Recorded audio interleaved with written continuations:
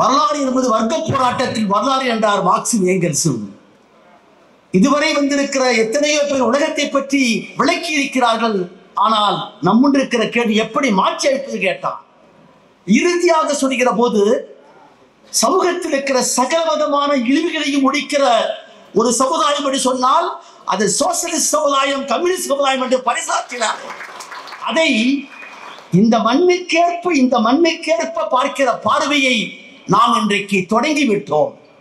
1925 communist இயக்கம் கான்பூரிலே உருவானது. 100 ஆண்டுகளை தொட்டிருக்கிறது.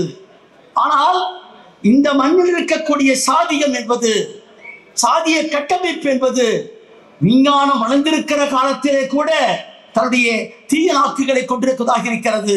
ஆகவே இவைகளை புரிந்து கொண்டு நாம் மார்க்சியத்துடைய அடிப்படையை அம்பேத்கரோடு பெரியோடு இணைக்கிற மார்க்சிசம் இதுதான் என்பதை நிரூபிக்கிற படை இது என்பதை இந்த இடத்திலே பதிவு வைக்கின்றோம். சிங்காரவேலர் சொன்னார், அம்பேத்கர் சொன்னார், இந்திய மக்களுக்கு எதிர் 2 பேர், ஒன்று முதலாளித்துவம், இன்னொன்று பார்ப்பனியம் என்று அறுதியிட்டு சொன்னார். சிங்காரவேலர் இறுதியோடு சேர்த்து சொன்னார், இந்திய மக்களுக்கு எதிரி சாதி பேதம், மத பேதம், வர்க்க பேதம் என்பதை அழித்து சொன்ன பெருமை கம்யூனிஸ்டான சிங்காரவேலருக்கு உண்டு. அதை இந்த மண்ணிலே எப்படி உருவாக்குவது? இந்தியாவுடைய நாடு அல்ல. அம்பேத்கர் கான்ஸ்டிடியூஷனை பேசுகிற போது India is not a nation, you should become a nation என்று சொன்னார்.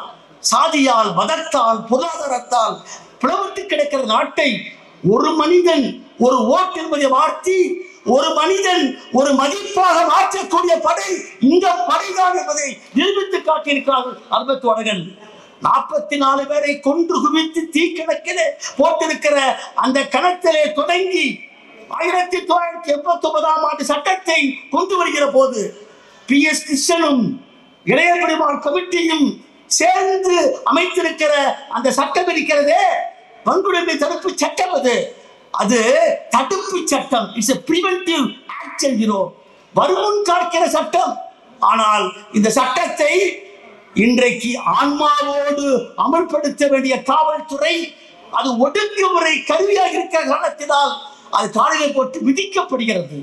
எனக்கு முன்னாலே பேசிய தோழர்கள் சொன்னார்கள், வழக்கை எல்லாம் நான் குறித்து வைத்திருக்கிறேன்.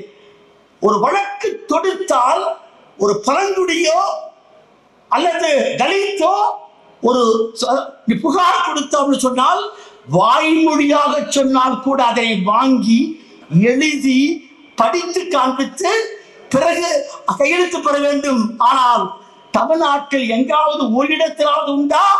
அப்படி செய்ய மறுத்தால் அந்த பொறுப்பு அதிகாரியை 6 மாதத்திலிருந்து ஓராண்டு தண்டிக்க முடியும் தோழர்களே. ஆகவே 6 மாத காலமாய் கூட இல்லை. ஏன் தமிழ்நாட்டிலே நம்முடைய தோழர்கள் அப்படி எந்த ஒரு காவல் நிலையத்திலே புகார் அளித்தால் வாங்கி பதிவு அளித்தால் 5வது பிரிவின் கீழ் மாவட்ட கண்காணிப்பு அனுப்பிவிட்டு நீதிமன்றத்தின் முன்னாலே நிறுத்த வேண்டும். அதை தொடங்கினாலே போதும் இங்க இருக்கிற காவல்துறை நடிக்கப்படும்.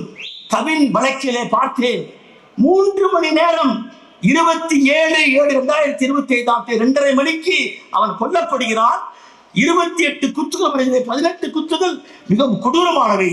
அந்த தாய் காவல் நிலையத்திற்கு போகிறார். பாளையங்கோட்டையிலே காசி விஸ்வான் சொல்லக்கூடிய ஆய்வாளர் சாதி வழி பிடித்திருக்கிறவன்.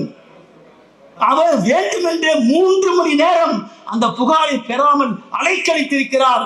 தீண்டாமை ஒழிப்பு மாநாட்டிலே முதல்வருக்கு சொல்கிறேன், முதலிலே கைது செய்யப்பட வேண்டியது காவல்துறை இருக்கிற காசு பாக்கியவர்.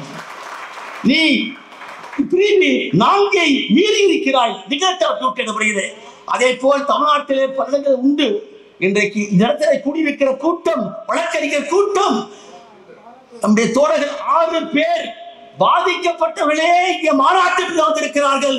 இந்த படை தமிழ்நாட்டில் இருக்கிற அத்தனை வரையும் இணைத்திருக்கிற படை. ஆகவேதான் எல்லோரையும் சேர்த்திருக்கிறார்கள்.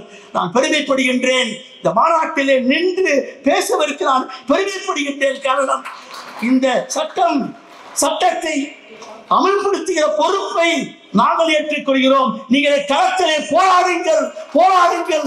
அருமை தோழர் நம்முடைய மதிப்புக்குரிய மாநிலத்தில் சொன்னார், நாங்கள் திராவிட முன்னேற்ற கழகத்தின் சமூக நீதிக்காக போராடுவோம், நிற்போம்.